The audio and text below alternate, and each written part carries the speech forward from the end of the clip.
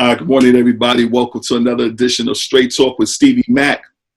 Today, we have, he's not really a guest. He's family, and he's been on the show. For those of you who listen to the God Lab on Buzzsprout, he's also had a 3-part series. The brother I'm talking about is our resident scholar, the one and only Dion Q. Turner. What's up, Ak? How you doing? How you doing? Shalom. Not much, man. Okay, so listen. Last time we talked, the last time you've been on this, we were doing Two Brothers in a Book. And we were talking about Malcolm X. A couple weeks later, it seemed like stuff hit the fan. You know what I'm saying? I'm not gonna use foul language. Stuff hit the fan. And next you know, it seemed like a movement that was started maybe 3 years ago in terms of not so much the cry, but the actual movement called Black Lives Matter just had this massive explosion, right? And it wasn't just local.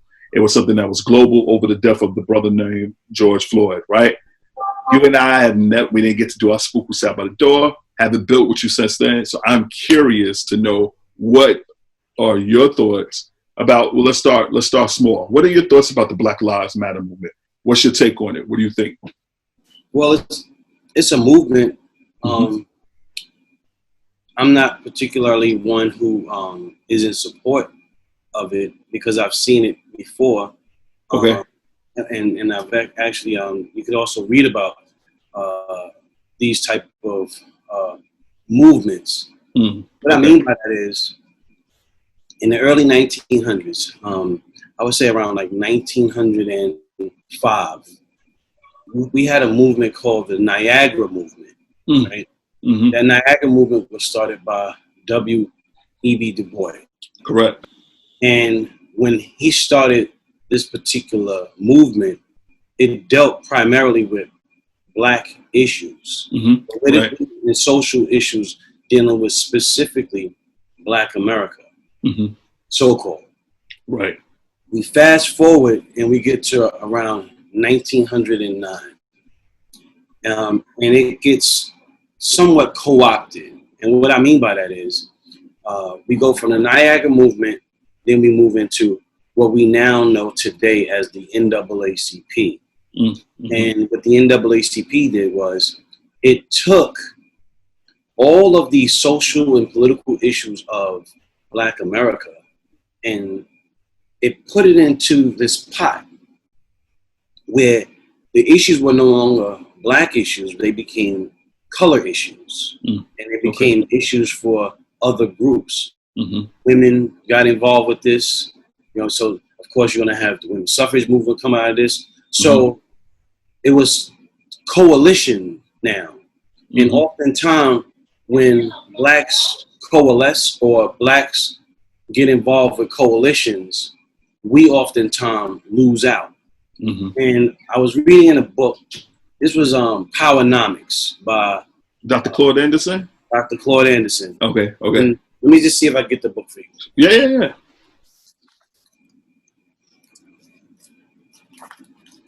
So anyone who has Powernomics, if they were to go to page 26 and 27, I'll read. Let me get my glasses. I gotta always put glasses on, man. Got you, man. We're getting older now. We're getting older. Okay. I'm putting the red lights on it, so I shouldn't need glasses in a minute. But I gotta throw the spectacles on. I throw the specs on. Throw the specs on. So it says collusion with competition. It says this type of behavior is visible in coalition building. It is without a doubt the most troubling for race because it is a strategy used by so many members of Black America's leadership class. Although coalition building is a popular concept, coalitions almost always operate at the expense of Black Americans. Even though Blacks themselves are not organized and do not have stated group goals, coalition building encourages them to coalesce with other groups that do have articulated goals rather than to organize their own group. Black participation gives credibility and strength to ethnic, class, gender, disabled, and Spanish-speaking groups, some of whom compete openly with Blacks for wealth and power and openly oppose black gains. When blacks participate in coalitions, they allow the unique status, history, and debt owed to blacks to spread to all of the subgroups. Race is made synonymous with minority, and racism synonymous with any form of discrimination. These are gigantic distortions of reality and give fictional common ground for building coalitions between blacks and any group that perceives itself as aggrieved. Blacks should not be against any group, but what political or economic benefits do they derive from coalitions with Asians, American Indians, Hispanics, women, or gays that take black problems, convert them into minority problems, then propose non-specific universal solutions? Political coalitions created under the broad, ambiguous concepts of minorities, cultural diversity, and multiculturalism do not benefit blacks as a group, close quote. Mm-hmm. So when you see everything that's going on with the Black Lives Matter movement, mm-hmm. everyone is getting involved with this movement. But when you think about this, you had the UNIA, mm-hmm. Marcus Garvey. Right. Marcus Garvey's movement dealt with Pan-Africanism, and it sought to take individuals who are struggling here in the Americas, mm-hmm. and the whole thought process was to, if we can't get it here, let's go to our homeland, and we could deal with that on a whole nother topic. Right, right. So he wants to propose to take them to Africa. Right. However, when you're looking at Booker T. Washington, because they right now is talking about Black Wall Street and all this stuff like that, but people reference Black Wall Street and it's Tulsa, Oklahoma. However, Wilmington, North Carolina was actually the first Black Wall Street, 1898. Wow. There was an insurrection in 1898. It was a race war. Then when you go up to 1921, then you have the massacre, and that's what everyone is made aware of. Mm. So there was an opposite in opinion when it comes to how do we progress as a people. Mm-hmm. So Marcus Garvey comes over from Jamaica, you know, and I always said, like, if this plan was like so fireproof, he could have did it in Jamaica. Mm. Came over here, and he came over here for a reason. Mm. So there's something about this North American black that we're not getting. We're the ones who we haven't made our proper stand yet because we've been indoctrinated with a slave narrative. Mm. And that can be held into question. The reason why I say that is if you look up a couple of things, mm-hmm. there's something, you could just Google this. It's called free colored people. Mm. So it's not freed with a D at the end, but these mm-hmm. are free people. Mm-hmm. One has to then ask, where did these people go? Mm-hmm. No one ever asked that. Right. The other thing, people are always talking about we need to rock the vote, as if voting is going to get us out of this particular position, predicament, mm-hmm. and it's not. When you properly look at voting, especially when it comes to us, 1965, 1865, didn't have anything to do with us. Mm-hmm. The reason why I say that is you had a group of people that looked like you and I mm-hmm. who were actually voting. And we were voting before the establishment of this said country. Mm-hmm. Right? And that happened in 1741. And it's called Negro Election Day. And it took place in the New England areas, I think mm-hmm. Massachusetts. Mm-hmm. So we've been so miseducated and misguided. Mm-hmm. We don't understand who we are and mm-hmm. our true possibility. So that's why when it comes to the whole Black Lives Matter movement, it just doesn't make sense to me. Like, we're being pacified as a people because they're painting some streets in Washington, D.C., New York, right, all across this country. They're painting. Now there's this empathy for so-called blacks. Right. And we're being pacified. They're even going as far as to make statements like Roger Goodell comes out and says, if it wasn't for black players, there would be no NFL. NBA, same sentiment, right? And I liken the painting of streets, the awareness now that they all have with respect to what people like you and I bring to the table. But when I look at it, I say to myself, let's look at Tulsa, Oklahoma. Tulsa, Oklahoma in particular, we had, and it's noted, we had banks, we had theaters, libraries, real estate. More importantly, to this point, we had transportation. So now, with integration, or what we believe to be integration, right, we leave what we have to get on someone else's bus, but we're at the back of someone else's bus. Right. We fight for the right, which is truly a privilege, right, to go from the back of someone else's bus to the front of someone else's bus. Right. So most people, LeBron James and his group, they're now, is it LeBron James? I always forget the. It might be what's the young brother that's playing basketball? Russell. Russell. Oh, I know Westbrook. Yeah, Westbrook. Oh, Russell Westbrook. Yeah. He's making a documentary on Tulsa, Oklahoma. I heard about that. Yeah. So I'm praying that people really understand it. So with Tulsa, Oklahoma in particular, remember, we have banks, we have theaters, we have libraries, we have post offices. But for this particular thing that we're speaking of, transportation was extremely important. And I always like to use this analogy because I think that it makes sense today. When you look at the bus in particular, we had our own buses.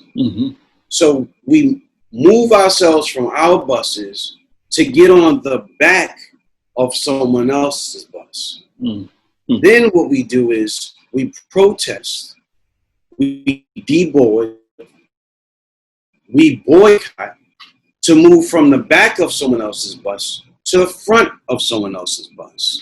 Yet and still, it's not our bus, and now we no longer have any buses. Right. So this, if you take it with that lens right there, you can look at it like this. We're looking at everything that's going on in society right now, and we're being pacified because we're making noise. So, all right, the NBA, they're allowing you to protest, peacefully protest, where you could put names on the back of your jerseys. They're also saying that they're going to put Black Lives Matter, on the playing floor, but it's almost like looking at Nelson Mandela come out of prison. Right. He's a man. He comes out of prison, 27 years, mind you. 27. 4 years later, he becomes president of an entire country. Everyone jumps up and down like something was really done. See, we're into symbols, statues, idols, right? This is what we're fixated on this. But what we fail to understand is, with all of these things that have been maneuvered around, there's no redistribution of wealth. So you could paint the floor with Black Lives Matter, but what about the teams that brothers can own?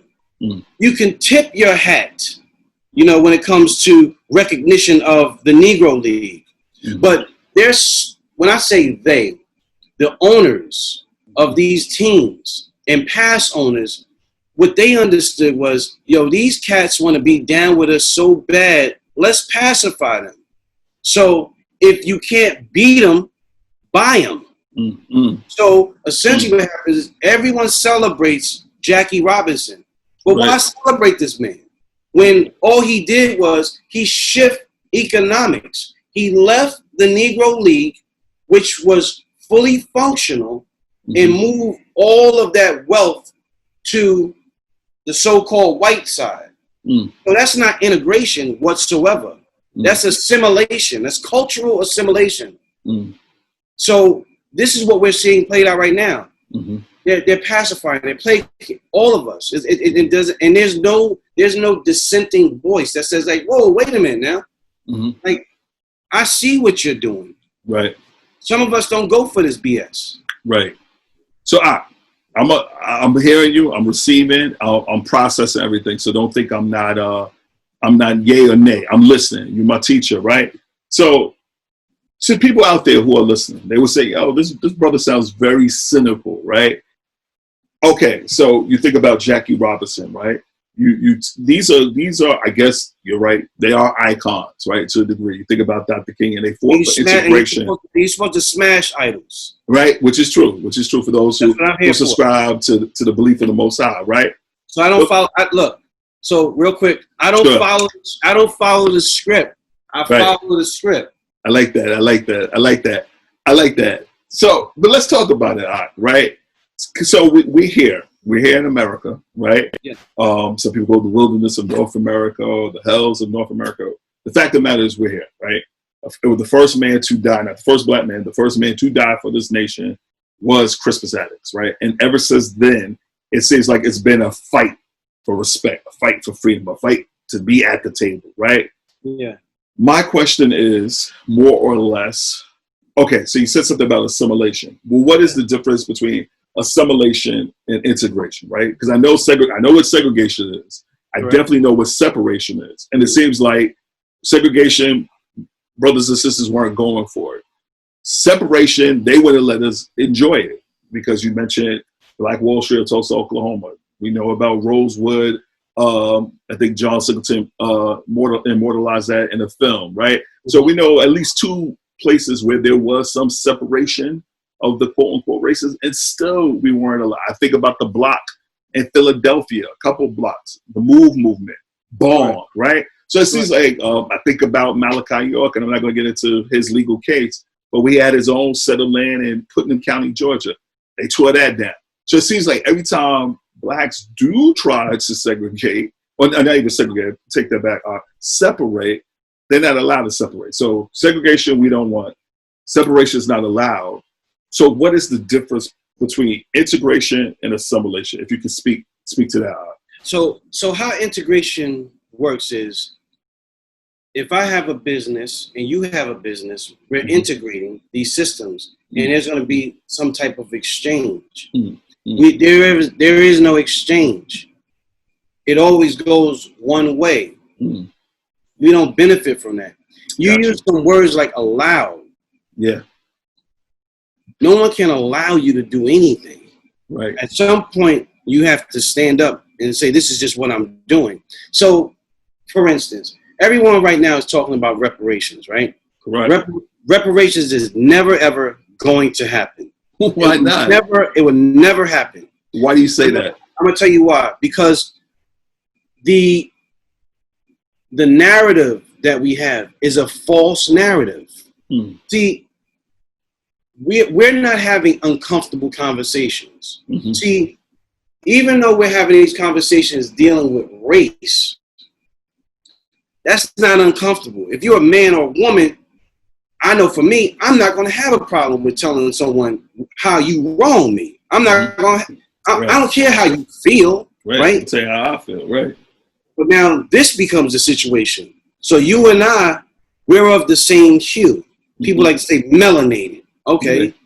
But at the end of the day, what if you were the individual that so-called enslaved me? What if we look alike? See, No one has those type of conversations because we're starting to see it. There's a difference between a bourgeois Negro and the so-called regular common Negro. And we've seen that. Because you talked about leadership. First of all, when you go to 1 Samuel 8, talks about leadership. Sure. And a selection of leadership. Right, with Saul, right? So it was Samuel and his 3 sons. The elders really wasn't rocking with his 3 sons. And they said, we want a king like every other nation. Right? So in them wanting a king like every other nation, they turned their back on the Most High God. Samuel was a little upset over that. Most High God, and we can get into who was God later on, says to him, like, don't even worry about that. If this is what the people want, give it to them. Yeah, the people that's what they want. That's what he said, right? Yeah. Right. So you got your leaders now. Right. So now when you're looking at our leadership, they're bourgeois Negroes, bourgeois, of course, coming from France, right? Now, what people don't understand is these statues that are being torn down, these statues are of black men. So, George Washington, a brother. Thomas Jefferson. Whoa. Wait, stop. Hold it. Wait. Okay, so you're talking about the founding fathers of the USA, right? Of the 13 colonies. Yes, sir. 13 colonies are actually charters from the crowns of Europe. Okay, I got that, right? But what did you say? You said they're black? Absolutely. What do you? I'm gonna give you an example. Please. So here you have Caucasians who said that they have all of this power. But I want you to ask yourself something. When you think about Caucasians or the so-called white, they meaning Caucasians and whites, they make the term European synonymous with them. Am I correct? That is true. That is true. With that being said and accepted, Europe is actually Europa. Her father was the king of Tyre, right? She's also a Canaanite Phoenician. She's black. So now, if you're Caucasian or so-called white, why would you name yourself after a black woman? There's something wrong with that picture. You would name the person, you would go under some so-called white name, if that's the case. Right? So that's telling you right then and there, that's one instant. Then when you're talking about these founding fathers, the description that Benjamin Franklin gives, he's talking about Germans, he's talking about Portuguese. These individuals are black because their description is they're tawny. Yes. Right? They're also swarthy. I heard that, yes. And these names imply black. A little darker. And you got to go into like the 1789 dictionary, right? And it tells you these are the words that's used. So because we've been given a narrative through an educational system, mind you, that's compulsory. The compulsory model of education is a military model from Prussia that we've accepted over here. We use this model. Anyone that has a doctorate, their doctorates are coming from this compulsory model. These are the educated that come out of this model. And these are the ones that set up these structures. So all of our books and the things that we have learned are false narrative based on who's presenting it. And that's how that works out. Okay. And this stuff is in books. This isn't some, like a lot of times I speak to individuals and they Google happy, Wikipedia happy. But there was a time when I used to walk on the streets in Harlem and Brooklyn and there would be books that you actually had to read. I used the Dewey Decimal System. I actually went into libraries. To dig in. I have libraries, right. So when someone comes at me, like you have to come with some book knowledge and some life experience. Right. So that's how that goes. So the founding fathers, they were black. When you think about King James, he was black. You gotta look up words like What is a Highlander? You understand what I'm saying? What is the House of Burgess? What is the House of, Hanover? Right? These are things that you have to look up. What does it mean to be a free white person? Legally. Right? And this is stuff that your lawyers should be telling you. Right. All kind of stuff. Okay. I want to read you something real quick. Sure. I'm coming out of Now you do that. Let me ask you this question though, because I know the listeners out there and the viewers, they're gonna have this question. So we know for a fact. Well, we don't know. We weren't there, right? But historically, I remember they had in the I can't remember the museum. I want to say what was the museum? Oh, the New York Museum of Natural History, right in the city. Couple years ago, I went and they had a slavery in New York exhibit. Right, and they talked about Thomas Jefferson owning a slave. Correct. And we know about Sally. I think her name was Hemings. I want to say. Yeah, Sally Hemings. Yes. Right. Absolutely. We talked about George Washington. Correct. In the exhibit, they had and I was like, oh, it's kind of shady. It was about George had fell in love with a black slave or a Negro slave, and England, because the colonists were rebelling, they took her back to England. George rolled his boat over there to get this black woman, right? And he was rejected. So, you know what I mean? So, but I never saw these cats portrayed as black men. And I also find them to say, they said racist things. Like, I prefer my race to be the superior race. They said Africans were dumb and all this stuff. So when you say this is a paradigm shift. So when you say black, are we referring to the actual, quote unquote, what we would call in today's terminology, melanated people? Is that what you said? Are they half original man? So what they are, they're mixed. They're mixed. Okay. So now you would have to go into the one drop rule, which was, and that holds. Gotcha. That holds true, right? Gotcha. So you have to be able to understand what quote unquote race mixing is. And one of the best authors who wrote extensively on this is J.A.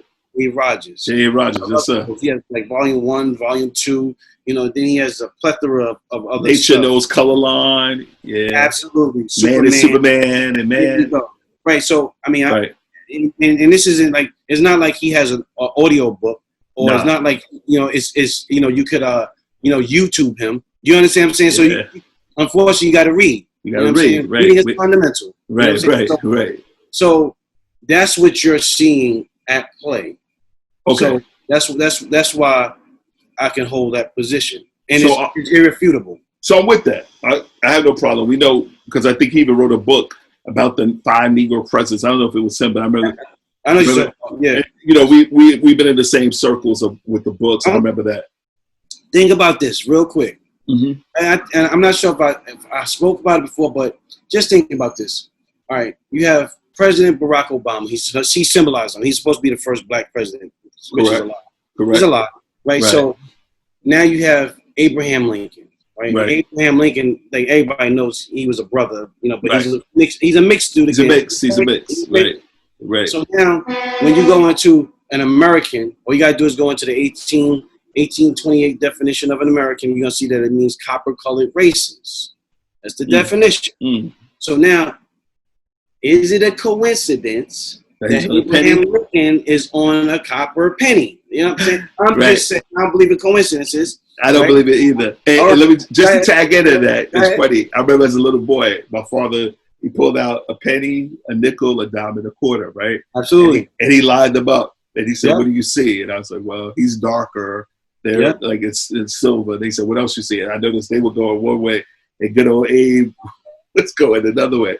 And my father was like, yo, that's symbolism. He was saying, like, he was going, they didn't want to free the slaves. He freed them, right? So I was like, oh, that's deep, right? So now it makes me want to go back and take a look at the whole copper color races, because a couple things you mentioned that is deep, and I'm gonna let you get back to your point. I do think there's a lot of pseudo scholarship, right? A lot of Wikipedia scholars and Google historians, right? So, I mean, even my son, we were laughing because I told him, Wikipedia is garbage, but I was looking up something, and he checked me, right? He's 10, right? So he goes, oh, that's for Wikipedia. I said, But it was just on my phone. I was like, all right, you right, because I did teach him that, right? So, okay, I get all that. We talk about the script, right? If we want to go there, right? We talk about this, right? Two things. Reparations is definitely mentioned in there. Israel and Egypt, right? When they came out, those Egyptians had to come up off some things. It wasn't, but even when it comes to the scriptures, it wasn't 400 years, because that's where the 400 years thing comes from. That was like plus, right? Yeah, and it wasn't 400 years. It was 210. And you would have to go into the book of Jasher in order to find out that it was 210 years of them coming out, of that situation. Right. And the books themselves are not in chronological order. That's and you true. can go into the book of Josephus, and what you'll see is that Jasher would come first, Joshua would then come, and then you will move on up until you move to the book of Malachi. The book of Malachi then comes after that, and then you have to put the Apocrypha after that as well. So the first 5 books were after Babylon. That's correct. That's correct. Because Babylon. Even Job is oldest. It's the oldest. It's oldest out of all, and we know that's not even placed near the front, right? And then you have individuals speaking about this Bible as though it hasn't been corrupted. It hasn't been touched. Tampered with. Right, and it clearly has, because you had 8 ecumenical councils, and these 8 ecumenical councils were removing scriptures, or books from what we now see as the Bible. And the King James Version, he's a black man. So that's another thing. It was talked about in 1604, and it was published in 1611. So completion, right? So yeah. Okay, I still want to build with you. Okay, so all right, so we talk about that, right? There's people who believe that the book of Deuteronomy 28 is about black people, right? We already moved by that, because you're going by some books that was not even. They're dealing with 400, and that 400 has been dismissed when you actually read other books that have been removed from the scripture. Right. So let's say we're not talking about those in the past. What if it's a book of prophecy? What if it's talking about the African Americans that came in 1619? What's up with that? So then when you're dealing with prophecy, you have what you call the Most High God gives you free will. So what you're talking about would be something like destiny, like it's predestined that something's going to happen. So if this is predestined, then you might as well accept what's going on right now, if this is your destiny, right? But it's clearly not your destiny, because then you have individuals like me that's saying like, yo, what you're saying isn't factual, right? So that's just not how that works. Okay. All right. So, all right. What about my man Marcus Garvey, man? What were you trying? I know what you say about Booker T. Booker T was a black capitalist, and truth be told, Marcus was a disciple of Booker T. In fact, I think he wanted to meet him, but by the time he got here, it moved on, right? Transition. It is back to the essence. Yes. So what's your take on Marcus? You made a comment that kind of knew where you were coming from, because there's a lot of Pan-Africanists who was like, what? Like, we know Marcus is like the patron saint of Pan-Africanism, if you will, right? They can have him. Wait, why? Why? Listen. At the end of the day, like, I can't take anything away from him. Right. That was his truth. That was his truth.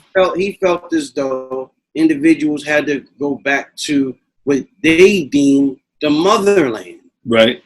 There's some of us that are from here, the Americas. Like, there was a group of individuals that were here. You know what I'm saying? That didn't come from, like, there's books on places like Atlantis.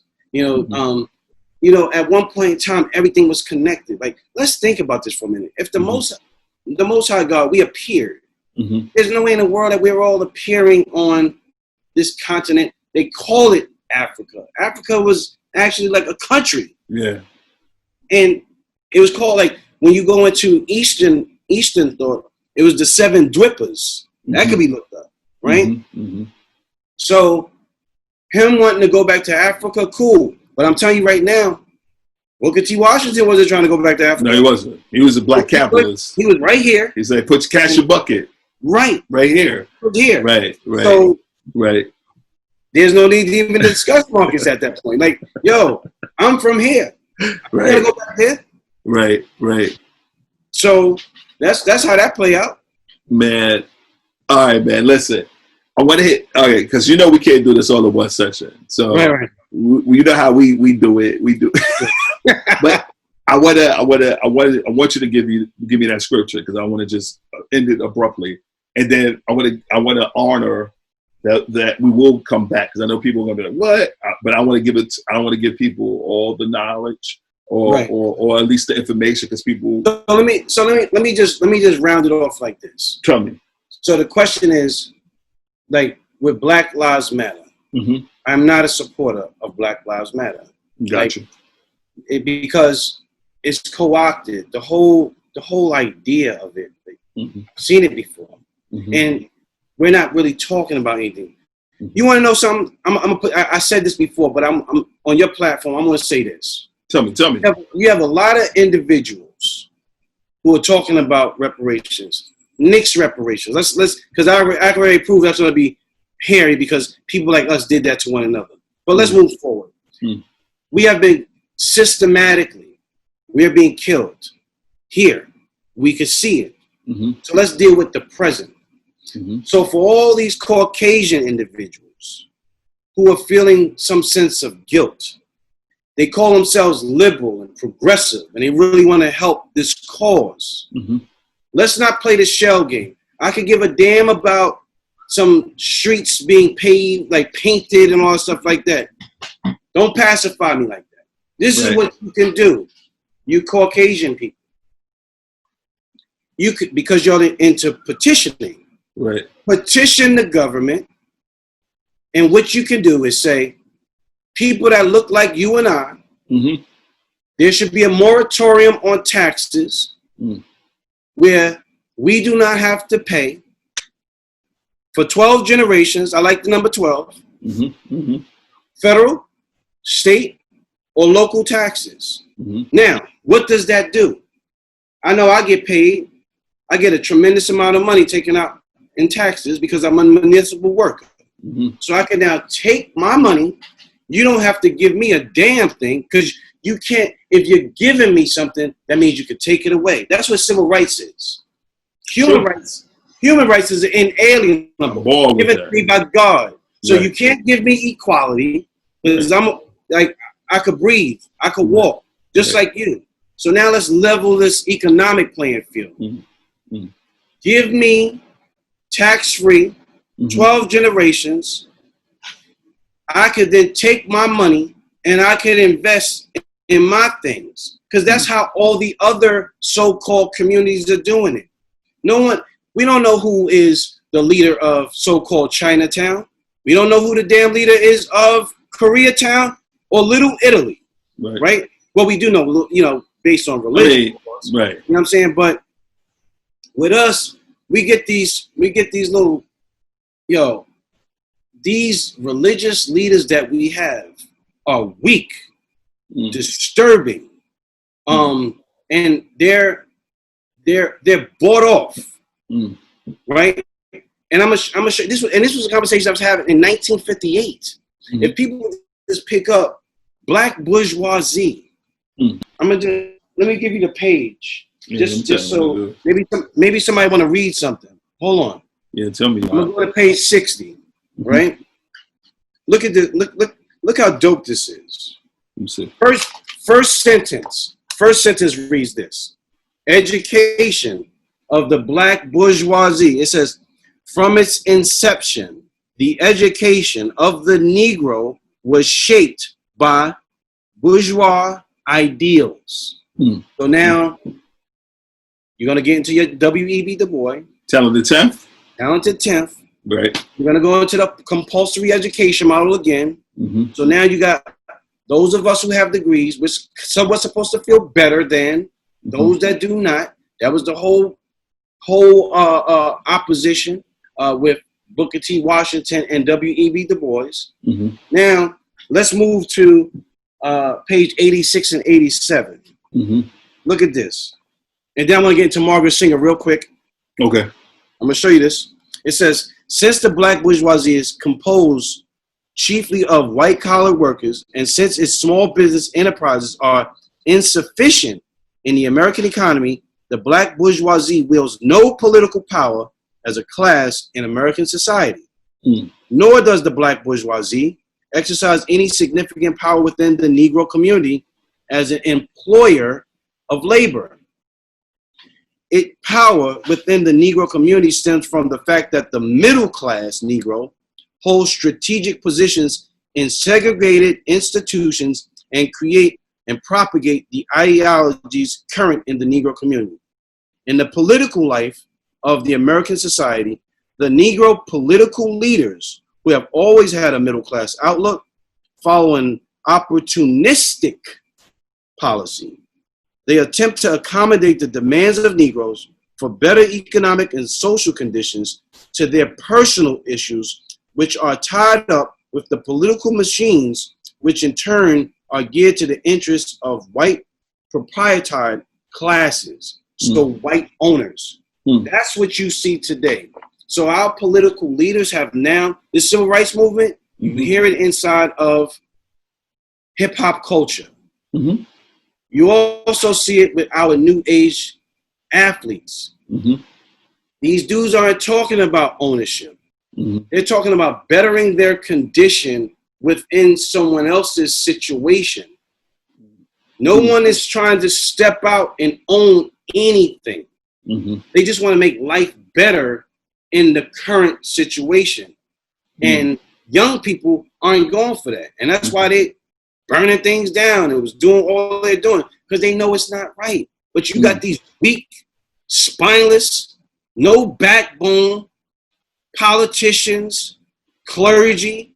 I don't care what religious institution they come from. They're not doing anything to better the conditions, because you have to come out of this system. And scripture speaks to that. You have to come out and not adopt the ways of your oppressor. I'm with it. I'm with it. I'm totally with it. But once again, I love, you know, we could build, I love building with you. But here's my thing, right? There's no denying there was slavery. There was, yes. Right? There's no denying. And Caucasians were slaves. Sure. Never said. I'll give you that. Because we talked about this, even with the Moors conquering. I think you put me onto that, and I read a book about this. I can't remember the title off the top of my head. The Barbary pirates were brothers. I was looking it up and how they would just take in European. And it was almost, it was ethnic, but it was also some religious battle going on between Islam and Christianity. So I'm aware of that, but I'm also aware that there was lynchings. I'm also aware that there was bombings of innocent children, innocent people. Absolutely. Years. Shouldn't they come up off of something? I mean, surely, forget slavery. I'm talking about 1963, bombing of those 4 little girls. I'm talking about 1955, the murder of Emmett Till. I'm talking about 1985 with moves get involved. So to your point, I said earlier, you're nixing slavery because reparation is tied to slavery. Okay. I said a moratorium. I got you. Taxes. I got you. So, see, and that's how people would like to spin that joint. Listen, yeah, they were lynching, right? My grandfather seen it. You know what I'm saying? So that's not too far ago. Right. So now, again, being that you Caucasians are asking, like, what can we do? I'm telling you what you can do. You may not ever hear anybody that looks like me tell you anything like this. Right. What I'm saying, like, yo, you don't even have to move your brain muscle no more. Right. It's real simple. Here. Right. It's like, yo, I seen a man get his neck crushed. Yeah. He's finished. Yeah. I seen cops bum rush a woman's door down. Kill her in her own home. Sleeping while black. There we go. Right. We witnessed, individuals running. And just getting shot down and someone filming it. Right. I don't have to name names because it's not so just many. It's not just them. Right. So now I dare anyone to tell me that my solution is not a workable solution. Because I I don't care about your sponsorships and them saying like, yo, change the name of the Washington Redskins. I could give two damns about you changing that name, right? What I will do is say this. You stop us from paying these damn taxes, I damn near guarantee you that we'll catch up financially, because we don't have an economic problem. We have a psychological problem. Because if these people really wanted to get it in, if brothers were really about that life, Cassius said like, I don't even want to play this game no more. I'll start my own league. So now the NBA, this is what'll happen to you. If you follow my model, all those players could easily say like, we're going to play in high school or college gymnasium, and you lock out so-called white media. Only black media could come in, and you have to license the content. That's business. Hollywood was started by 7 dudes, and they kept everyone out. Yeah, and everybody submitted to these cats. Yeah. We don't do that. The Warner Brothers. Yeah, I hear you. Listen, man, I gotta take care of some things. Yeah. And we on the budget Zoom, so it's gonna cut. But what I want us to do, I do want to have you back, right? Yeah, definitely. So we got to finish this conversation. Absolutely. And what's the text we're gonna be delved into next time? Whatever you hear whatever the people say they want to hear, because I know I said some things where they never heard before. Yeah. So I'm waiting to see and hear back from the audience, and we'll kick it from there. All right. So brothers and sisters. I know, and go ahead. Somebody tell me that my economic plan ain't working. You tell me that. Because right now you hearing from a man. Right. You know what I'm saying? Like, I ain't one of these little spineless dudes out here. I'm giving you a plan. I tell you the problem, and I give you the solution. Right. Yeah, you didn't just give a problem. You did give a solution. Yeah. And it seems feasible and fair enough, right? So all you brothers and sisters out there, as always, to salute you. We're going to have you back. All the brothers and sisters out there, just hit like, subscribe, leave a comment. And love you all, man. Yeah, it's love. It's love in here. You know what I mean? Shalom. Shalom. Until next time, this is Stevie Mack. One love, shalom. Stay safe, stay wise. Give God the best of your life for the rest of your life.